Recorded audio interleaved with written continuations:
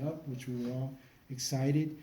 Voters in Tulare and in the hospital district will decide on November 6th whether we provide a long-term lease to Advantage Health to manage and run the hospital. But for now, we don't have to drive 15 miles, 20 miles, 30 miles to go get health care. Now it's in Tulare. So that's one of the things we want to be able to do here in the Kern River Valley. That's also on my list here. Okay. It's probably one of the top things that this valley, because we have a measure on the ballot to Right. fund. And I know, it's, I think your third try at it, right? Isn't it your third try? Yeah. Yeah. You had a question? Yeah, I just was curious about what your district looked like as far as the cities and towns. And Sure. what's our percentage of the pie, so to speak, as far as our Well, population or? Let me, so the district encompasses pretty much all of Tulare County. If you're familiar with Tulare County, you might have ever gone visit Three Rivers and Lemon Cove.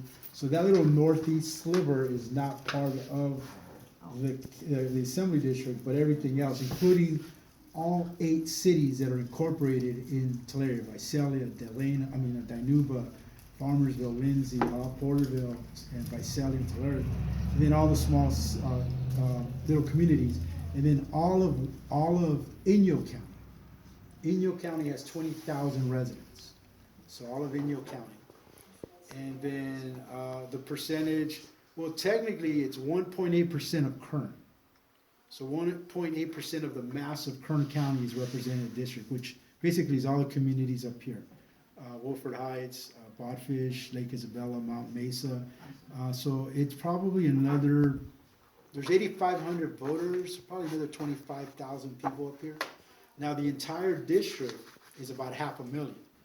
And Tulare County is probably about 450,000 of that county. So you would by all rights be more interested or more focused on your larger percentage demographic, I would think. Well, it's the entire district. I mean, this is my 7th visit up here in the last couple months, and so for me, it's representing everybody, making sure everybody has a voice. And I think balancing that is understanding the different needs. Obviously, like for example, even in Tulare County, you have agriculture, but then you have urban cities like Tulare, like Visalia, like Porterville, that have urban challenges. So balancing those issues, but it is a big district geographically. But for me, every community is just as important as the other in terms of trying to balance those needs and trying to provide some leadership. Well, just to your point is, the amount of people in the Kern River Valley is almost equivalent to the entire county of Inyo. So I don't think, and demographically, you have a larger county, because Inyo is the 2nd largest county in California, Kern being the 3rd, but the Kern River Valley, which has been passed over by many politicians, including our congressman, who I'm hoping won't be our congressman much longer.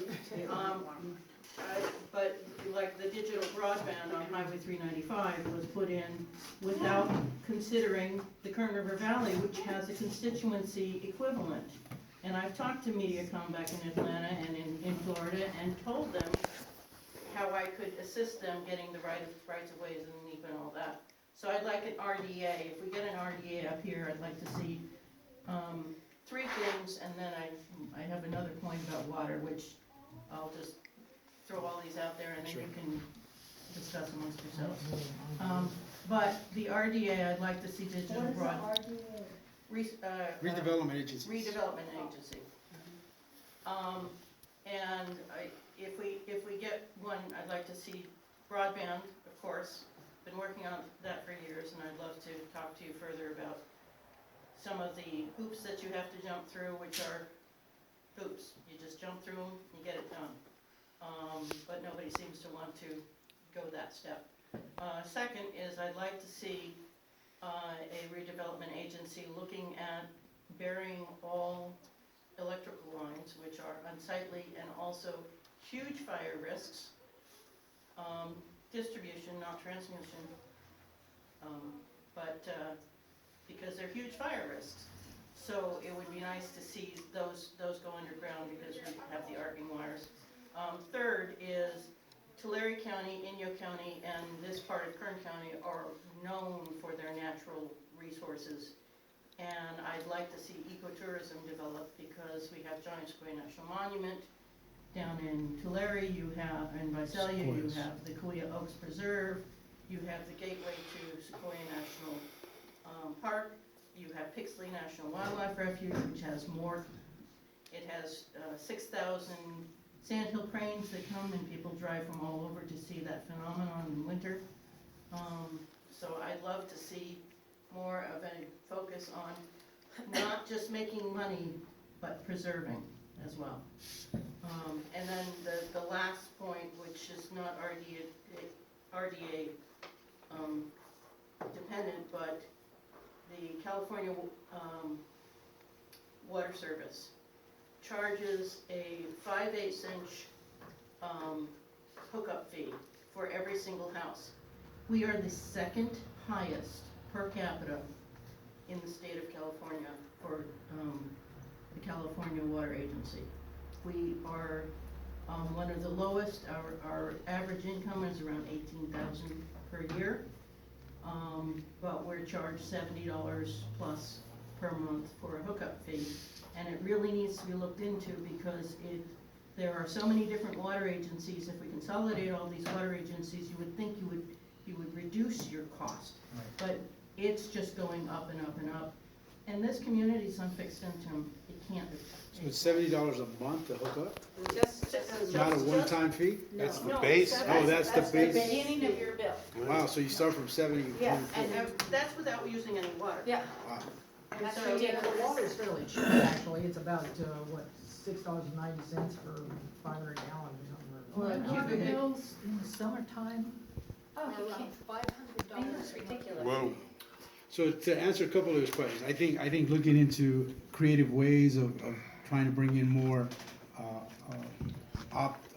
fiber optics and other things could be something we look at. I mean, I can see us trying to put together a pilot project here that would be sort of a fiber communications RDA type of thing, just specific to that issue, to help with the right-of-ways, to help with the cost, to help with the different things that need to happen to bring that type of resources. Because the way I would craft it is that using the hospital as a place where we need to have that kind of technology. Everywhere else, clinics up and down the Central Valley, rural clinics are using a lot of different handheld type of technologies to address healthcare. I don't think you find too many that still use paper, except maybe here, where they don't have that kind of access to that type of internet or telemedicine or types of things like that. So that would be, they have that, but it's the high speed, the equipment that they use, et cetera, et cetera. Yeah. And there is a plan if it ever happens, that the hospital would be the hub, and then extras would go out. well, see, that's my point, that we would use health access as the sort of driving point to bring that into it. Once you bring it into the valley, then it could be used for multiple purposes. So that would be the one thing. And the water issue is definitely something to look at. But the idea would be to try to enhance, as you mentioned, the median income here, just to try to see what we can do to increase that.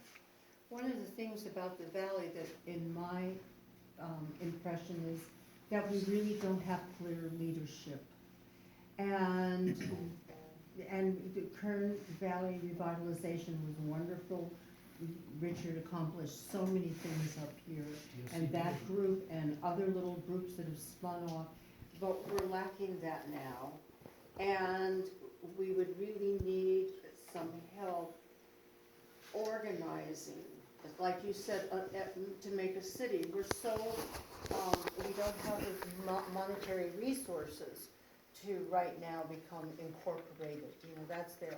It's costly to do those kinds of things. But with some direction, we could take on some projects and try to move them forward. But we don't have somebody like you. And you will be spread thin, but I also hear you hear us. You're here. I haven't seen anybody else here from any side, independent, anybody. You are here. And that gives me great hope for some consultation Right. with some new people that want to get